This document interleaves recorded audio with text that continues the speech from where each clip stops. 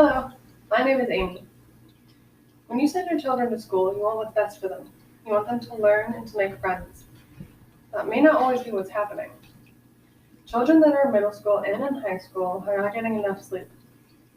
And their mood, their grade, their mental and physical health are suffering because of it.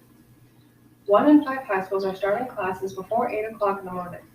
This time is not allowing students to get their needed hours of sleep.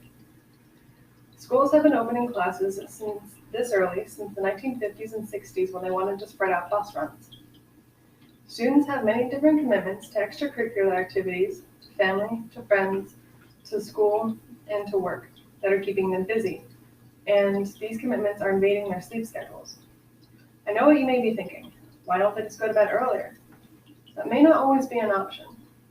According to NBCnews.com, once someone reaches adolescence, the chemical melatonin, which helps the body sleep, is released later in the day than it is in adults. And teenagers also need more sleep at 9.5 hours, whereas adults only need 8. Even though teenagers need more sleep, less than 1/3 of high school students in America are getting 8 hours or more of sleep a night. With this little amount of sleep, many different factors are going into it. First being the fact that they cannot fall asleep as early as adults. The second is that there's a lot of pressure that are put upon them, with their family members, their teachers, their friends, and even themselves to succeed. Many students, myself included, have stayed up late doing homework or studying and cramming for an upcoming exam. How ironic that we're studying so hard by doing the thing that is decreasing our academic performances.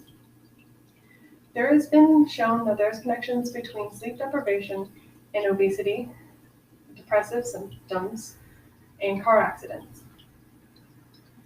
Annie Wheaton, a CDC epidemiologist, has stated that adolescents that get the sleep that they need have an increased mood, school performance, and safety. According to scientificamerican.com, there was a study done in 2012 in North Carolina school districts that had varying start times due to transportation problems.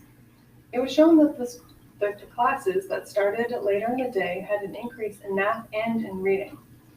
Other studies have shown that the delay of start of classes has shown an increase of attendance, a decrease of depression, an increase in academic performances, and reduced rates of car accidents among teens. CBSNews.com has confirmed that adolescents that do not get enough sleep are more likely to be obese, have depressive symptoms, do not get their daily physical activity, and are more likely to engage in risky behavior, such as drinking, smoking tobacco, and using illicit drugs. If you have any children that are in middle school or in high school, they may be suffering from any of the symptoms that I have just said. I know up until this point I've only been talking about the negative, but there is something that can be done about it. Middle schools and high schools need to start their classes at the earliest of 8:30 in the morning. This start time will allow students to have extracurricular activities, to have time with their friends and their family, to get a job, and do their schoolwork, and have a good night's sleep. This time will also improve their mood, their academic performances, and their all-around safety. I hope you now understand how important it is to get a good night's rest, and how if you don't, it can affect all aspects of your life, and how important it is to lobby for delayed start class times to improve the lives of the students, to improve the lives of your children. Thank you so much for listening, and I hope you have a very wonderful day.